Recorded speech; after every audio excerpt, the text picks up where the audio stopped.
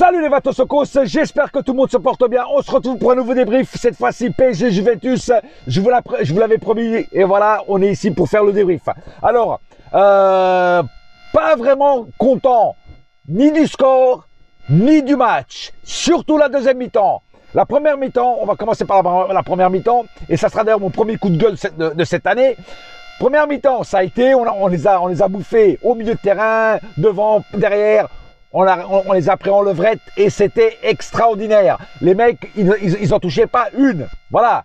C'était vraiment du grand art. Neymar, Mbappé, ils étaient tous en feu. Franchement, on les a bien dominés, on les a bien bouffés. Comme un petit barbecue. Mais en deuxième mi-temps, c'était catastrophique. Comment on peut faire une première mi-temps aussi bonne et une deuxième mi-temps aussi catastrophique? Mais vous allez me dire, c'est pas nouveau avec le Paris Saint-Germain. En Ligue 1, on faisait souvent ça certaines années. On dominait la première mi-temps et après, comme on avait déjà un score favorable, on se la coulait douce et on se faisait rattraper. Bah là, c'est à peu près pareil. Là, c'est à peu près pareil. Parce que en deuxième mi-temps, la Juventus est revenue galvanisée. Ils ont dû bouffer des lasagnes à la mi-temps. Parce que les mecs, ils sont venus avec le turbojet, frère. Hein? Et voilà, et après on s'est pris un but à la con. Et d'ailleurs, le but qu'on s'est pris, je vous dirai de qui est la faute, parce que franchement, c'est plus possible. Voilà, ce joueur, ce n'est plus possible. Moi, j'en ai marre de ce joueur. Mais je vous dirai après qui c'est au cas par cas. Mais voilà, mais franchement, on aurait pu les gagner largement avec tout ce qu'a loupé Mbappé en deuxième mi-temps. On aurait pu les gagner largement 3-1, 3-1, 4-1 avec tout ce qu'il a loupé. Après, vous allez me dire, oui, il ne peut pas tout réussir. C'est vrai. Ça arrive de rater, je lui en veux pas, Mbappé d'avoir raté. Enfin, j'en veux un petit peu quand même, parce que j'aurais préféré gagner au moins 3-1. Tu vois ce que je veux dire, hein? Parce que de l'autre côté, Benfica a gagné, je me semble, 2-0 contre l'équipe israélienne. Et voilà. Mais on a quand même les 3 points, c'est ce qui me satisfait un petit peu, on va dire ça comme ça. Voilà. Mais sinon, deuxième mi-temps, catastrophique, frère. On était dans les choux. On était dans les choux, frère. Complètement. Combien de fois on a failli se prendre un but en plus? Hein? On était en défense, on était paniqué, frère. C'était la panique. Non, mais tu peux pas faire un match comme ça. Et c'est que la Juve en face, frère. C'est que la Juve. La Juve, c'est plus la Juve d'avant. La Juve n'est pas bonne. La Juve en galère en Serie A. Comment tu peux faire un match en plus au Parc des Princes devant ton public, devant tes supporters? Comment tu peux faire une deuxième mi-temps aussi pourrave? Et ça rime avec betterave, parce que ce sont des betteraves, les mecs. En deuxième mi-temps. C'est pas possible. Non, je suis vraiment pas content de la deuxième mi-temps. Je suis vraiment pas content de la deuxième mi-temps. C'est pas possible de jouer aussi mal. Et que des déchets techniques, que de mauvaises passes, que de mauvaises relances. Et j'en passe et des meilleurs. C'est incroyable. C'est incroyable. Enfin bref. On va passer aux statistiques du match. 15 tirs du côté PSG, 13 du côté de la Juve. Tu vois, c'est kiff bourricot. 6 tirs cadrés du côté PSG, 4 du côté Juventus. 58% de possession côté PSG, 42 du côté Juventus. 647 passes du côté PSG, 477 du côté Juve. 92% de précision de passe, 90 du côté Juve. 11 fautes du côté PSG, 18 fautes du côté de la Juve. C'est vrai que la Juve a fait énormément de fautes. 2 cartons jaunes du côté PSG, 3 du côté de la Juve. Aucun carton rouge. 1 hors-jeu du côté PSG, 4 du côté de la Juve. 1 corner du côté PSG et 1 corner du côté de la Juve. Voilà. Les statistiques parlent en notre faveur, mais c'est pas extraordinaire. Je vous dis franchement, c'est pas extraordinaire. On aurait pu vraiment faire une deuxième mi-temps beaucoup plus propre. Voilà, beaucoup plus propre. C'est incroyable comment elle était sale. Ah ouais, elle était vraiment sale. Franchement, moi, j'ai vraiment pas aimé la deuxième mi-temps. Et je pense que tout le monde va être d'accord avec moi. Voilà, on peut pas faire une mi-temps sur 2 et surtout pas en Ligue des Champions. Déjà qu'on peut pas faire ça en Ligue 1, mais encore moins en Ligue des Champions, frère. Voilà. Et surtout contre une équipe largement à notre portée. Parce que la Juve, ce soir, elle était à notre portée, frère. C'est pas des Rabiot et des mecs comme ça qui vont nous faire peur. Ils ont peut-être 1 ou 2 bons joueurs. Mais c'est tout. Et puis en fait, trou de balle là, de Paredes là, qui cherche la merde à ses anciens coéquipiers. Espèce de fils de ta mère. Qu'est-ce qui t'a pris par la tête, espèce de baltringue? Eh, t'as disjoncté, frère, ou quoi, là? C'est quoi, hey, va rejoindre Mauro Icardi à Miami, tu serais mieux là-bas, frère. Sérieux. Eh, c'est n'importe quoi, Paredes, c'est n'importe quoi. Tu cherches la merde à tes anciens collègues, frère. C'est incroyable. C'est incroyable d'être aussi con. C'est incroyable. Franchement, je te regrette vraiment pas. Si c'est bien un joueur que je ne regrette pas à Paris, c'est Paredes. Enfin bref. Maintenant, passons au cas par cas. Donnarumma. Alors, Donnarumma, oui, vous allez me dire, il a fait des super arrêts. C'est vrai. Je l'admets, je l'avoue. Ça, je suis d'accord avec vous. Mais par contre, sur le but qu'on s'est pris, mais c'est entièrement de sa faute. Alors, vous allez me dire, oui, Nuno Mendes, Kimpembe, au marquage, ils n'étaient pas super. Je l'admets aussi. Mais Donnarumma, mec, dans ces centres comme ça, tu dois sortir et tu dois t'imposer sur le centre et sortir la balle de tes poings, frère. Surtout que toi, t'es vachement grand. Tu fais 2,40 m, mec. T'es plus grand que Karim Abdul-Jabbar. Tu dois t'imposer. Sortir tes poings, putain, et coacher le ballon. Mais non, t'es là, tu restes sur ta ligne comme un navet, là. Putain, hey, Donnarumma, moi, j'en peux plus de Donnarumma, frère. Remettez-moi Navas. Remettez-moi Navas. Navas, il est plus petit, mais lui, il t'aurait fait autre chose, bordel de merde. Non, hey, ce gardien me fait peur, me fait vraiment peur. À chaque match, j'ai peur. Quand c'est pas au pied, putain, le mec, il sort pas, frère. Un gardien digne de ce nom serait sorti sur cette action. Surtout quand on est grand comme lui, frère. C'est incroyable.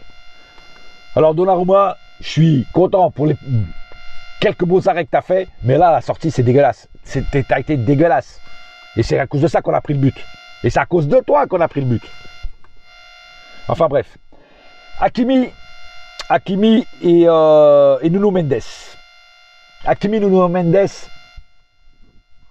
Je suis très déçu, très transparent. Hakimi encore plus que Nuno Mendes, mais Nuno Mendes pas bon non plus ce soir, surtout en deuxième mi-temps. Pas beaucoup de centres, voilà, perdait beaucoup de ballons. Hakimi encore pire. Voilà, enfin les deux pistons ce soir, je vous ai pas trouvé bon. Je ne vous ai pas trouvé bon. Vous avez récupéré quelques ballons, vous avez fait quelques centres, mais comparé à des matchs que vous avez fait où vous avez été vraiment très très bon, ce soir je vous ai trouvé un petit peu fébrile, un petit peu trop discret. À mon goût, vous deviez percuter plus à l'avant. Vous êtes des pistons. Vous êtes utilisés comme des pistons et non plus comme des défenseurs, comme à l'époque de Pochettino. Donc maintenant, faites votre taf pour celui-là qu'on vous paye et celui-là que normalement que vous faites bien. Donc ce soir, vous n'avez pas été à la hauteur. Surtout en deuxième. D'ailleurs, Hakimi est sorti, ça prouve qu'il n'était pas bon. Hein, et Nuno Mendes, voilà, un peu mieux, mais pas extraordinaire non plus. Enfin bref. Ramos, moi je l'ai trouvé plutôt bon. Il nous a sorti de beaucoup de merde, il nous a arrêté beaucoup de merde, beaucoup de tirs. Il nous a sauvé plusieurs fois. Bon, il s'est pris son petit carton jaune. Bon, après, tu vas me dire avec Ramos, avant l'ancien Ramos se prenait beaucoup de cartons, voire même des rouges. Même s'il est un petit peu vieilli, tout ça. Je trouve quand même que Ramos a tenu la baraque à frites en défense. Il a été plutôt bon en défense. Voilà. Donc je trouve que quand même Ramos ce soir a fait un bon match. Pareil pour Marquinhos, qui a été quand même plutôt bon, qui redescendait bien pour gêner des fois quand il y avait des contre-attaques dangereuses. C'est lui qui allait récupérer la balle. Donc un match assez bon de Marquinhos. Kimpembe, lui, m'a déçu sur le but qu'on s'est pris de la Juve. Pas assez de marquage à la culotte comme Nuno Mendes sur Cuadrado. Je crois que c'était Cuadrado qui a marqué le but du côté de la Juve. Voilà. Et voilà, il aurait pu faire un marquage plus intense, plus sévère, sans faire de faute évidemment. Et malheureusement, je les ai trouvés, j'ai trouvé un petit peu Kimpembe un petit peu léger sur cette action. À part ça, Kimpembe a fait son match, pas plus, pas moins. Voilà. Au milieu, Verratti a fait du Verratti. Il a plutôt été bon dans l'ensemble, mais c'est pas encore le grand Verratti des grands soirs. Je pense qu'il va petit à petit, durant la saison, il va monter en puissance. Vitinha a été assez bon aussi dans l'ensemble ce soir, mais pas comme les autres soirs. Il a quand même été bon, il a récupéré pas mal de ballons aussi. Bon voilà, Verratti, Vitinha, ça marche entre les deux. Et bon, on va dire qu'ils ont quand même été assez bons parce que, en fait, on a mangé le milieu de la Juve. Donc, Verratti et Vitinha, pour eux, en fait, c'était trop facile pratiquement. Et c'est peut-être pour ça qu'on les a pas vraiment vus faire des trucs extraordinaires. Tu vois. Et c'est pour ça que je dis, ça se trouve, mais en fait, ils ont fait du bon taf. Mais comme le milieu était tellement pourri de la Juve, qu'en fait, ils se sont baladés et en fait, on n'a pas vu des choses extraordinaires. Tu vois, c'était trop facile pour eux, quoi. Voilà. Et c'est peut-être pour ça que je dis qu'ils ont été moyens, mais en fait, ça se trouve, ils ont été très bons. Tu vois ce que je veux dire? Ouais, je sais pas si vous me comprenez. Et enfin, le trio d'attaquants de devant. Alors, il y en a un qui m'a déçu. Énormément. Énormément. Et je vais commencer par lui, c'est Lionel Messi. Messi, ce soir, pas bon du tout. Très, très discret. Il jouait trop les fantômes. Première mi-temps, il a fait 2-3 trucs bien. Deuxième mi-temps, on le voyait pratiquement, il s'est éteint complètement, Messi. Il s'est éteint. Alors oui, il a tiré au but 2-3 fois, mais il s'était pas cadré. Tu vois? Alors oui, vous allez me dire, il ne peut pas non plus tout réussir. Mais putain, merde, c'est Messi, frère. Et même, je l'ai trouvé trop discret, même dans les passes et tout ça. Tu vois, je trouve qu'il n'était pas assez percutant. Tu vois, il n'était pas, je sais pas, ce soir, il n'était pas dans son match, Messi. J'ai trouvé qu'il était, voilà, il était peut-être à Buenos Aires, en train de danser le tango argentin, mais je sais pas, mais c'est pas le Messi des grands soirs. Voilà, il m'a énormément déçu. Il sera dans mes flops. Voilà, je vous le dis franchement, il sera dans mes flops. Par contre, Neymar, lui, il m'a régalé, surtout en première mi-temps. Et pourquoi il m'a régalé? Parce que c'est un Neymar qui percutait, qui driblait pas trop. Et voilà, et ce que j'aime dans ce nouveau Neymar, c'est qu'il en fait pas trop. Il passe souvent le ballon très très vite à Mbappé. Et ça, j'aime bien voir. En fait, il se complique pas trop la vie comme les autres années. Je trouve qu'il fait un jeu fluide, un jeu transparent. Et lui, encore ce soir, je trouve qu'il a fait un bon match. Première mi-temps, très bon match. La petite louche qu'il a fait pour le premier but d'Mbappé, là, magnifique, magnifique. Franchement, on a eu encore un grand Neymar des grands soirs. En deuxième mi-temps, il a été un tout petit peu moins bon que la première. Mais il a quand même réussi encore à maintenir la balance avec l'aiguille au milieu. Voilà, il aurait pu faire un tout petit peu mieux, mais je trouve quand même qu'il a vraiment donné beaucoup ce soir. Et peut-être qu'en deuxième mi-temps, il était peut-être un peu plus fatigué et c'est peut-être qu'il a un petit peu baissé son niveau en deuxième mi-temps. Mais sinon, moi, j'ai quand même trouvé un Neymar plutôt satisfaisant et il sera dans mes tops. Pareil pour Mbappé. Mbappé, première mi-temps explosive, il te met 2 buts de feu, 2 super beaux buts. Franchement, le gardien imparable pour le gardien du grand art, du grand Mbappé. En deuxième mi-temps, il a été un petit peu moins bon par rapport à ce qu'il a raté devant le but.